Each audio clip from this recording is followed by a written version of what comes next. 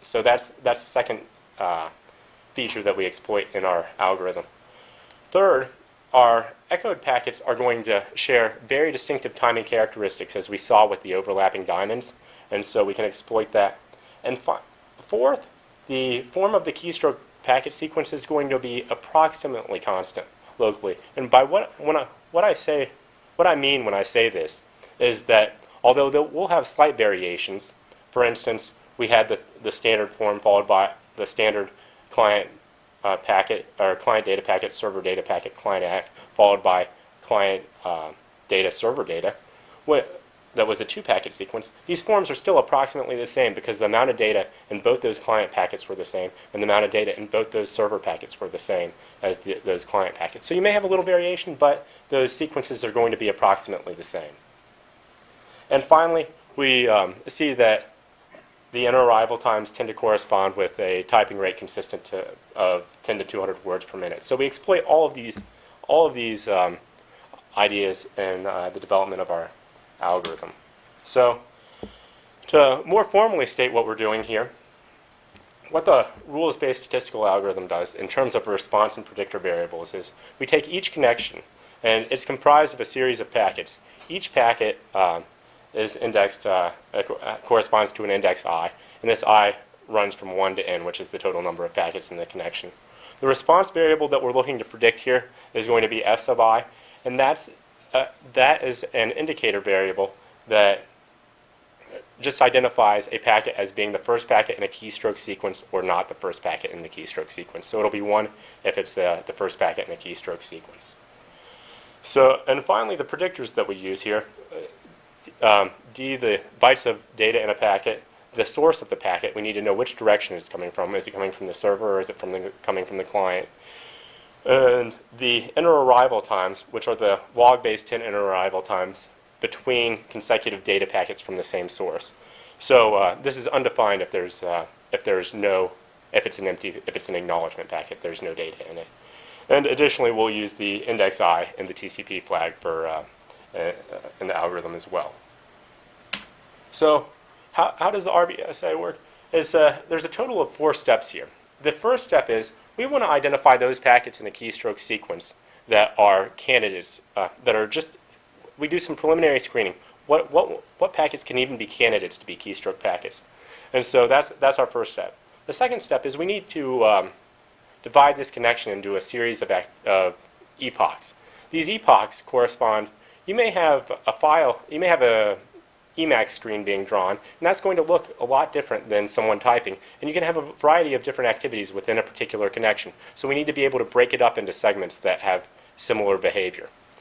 Finally, the third step here is we apply a classification tree to each epoch to come up with a classification for that epoch. Is this are there keystrokes in here or are there not? And finally, we employ an iterative procedure in order to refine our classifications. So the first two steps that we deal with here are the candidate packets and the epoch partitioning. So identifying the candidate packets, well, there's going to be a number of things that we can do here. Number one, it has to have been from the client, so that's where directionality comes in. And these are basic exclusions. 2, it's got to contain data. 3, the interarrival time. Well, if it's typing, that can't be too fast. So there's a tuning parameter set there to exclude things. It can't. Again, as I said, it can't. Also, TCP flags. We can't. A SYN or a FIN packet would make no sense to be the first packet in a keystroke sequence. So those are some basic exclusions that we use, and there's a few others, but those are basic exclusions that we use to get down to a set of base candidates to work with. So these are packets going in the right direction that have echoes and are generally the right size. Secondly, how do we distinguish our epochs? Well, once we've got these candidate keystroke packets, we look through our connection, and we know these keystrokes have to occur in fairly close their proximity has to be, well, they have to be fairly near to one another. There can't be too many packets in between consecutive keystrokes. And we observed empirically that the 7 seems to be a fine number, that if there's more than 7 packets between two if there's more than 7 packets following a client data packet, well, let's start a new epoch, because this may be the beginning of a new activity, because there's not going to be a keystroke that's 7 packets. So that's how we define our different epochs.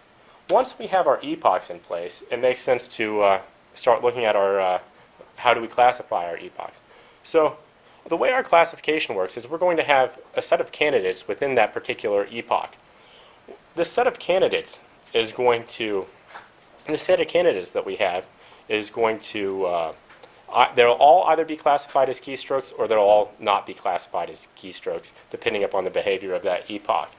And there's 3 variables that we come up with that seem to do well for us as far as determining the behavior of each epoch. The first is Prop 200 here, which is the proportion.